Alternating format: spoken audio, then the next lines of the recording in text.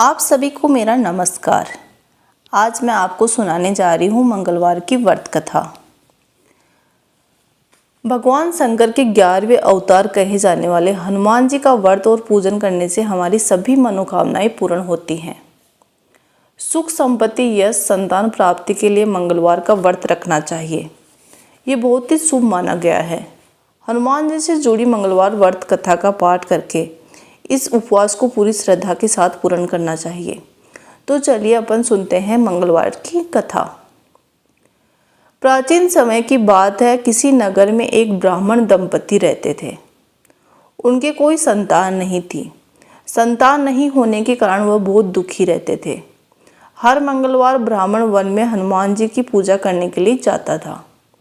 वह पूजा करके बजरंगबली से एक पुत्र की कामना करता था। उसकी पत्नी भी पुत्र प्राप्ति के लिए मंगलवार का ही व्रत करती थी।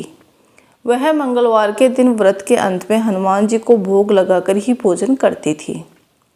एक बार व्रत के दिन ब्राह्मणी ने भोजन नहीं बना पाई और ना ही हनुमान जी को भोग लगा सकी। तब उसने प्रण किया कि वह अगले मंगलवार को हनुमान जी को भोग लगाकर ही भोजन करेगी। वह भूखी प्यासी 6 दिन तक रही। मंगलवार के दिन वह बेहोश हो गई। हनुमान जी उसकी श्रद्धा और भक्ति देखकर बहुत ही प्रसन्न हुए। उन्होंने आशीर्वाद स्वरूप ब्राह्मणी को एक पुत्र दिया और कहा, यह तुम्हारी बहुत सेवा करेगा। पुत्र पाकर ब्राह्मणी बहुत अत्यधिक खुश हो गई। उसने उस बालक का नाम मंगल रखा। कुछ समय के बाद जब ब्राह्मण घर आया तो उसने बालक को देखकर पूछा कि वह कौन है।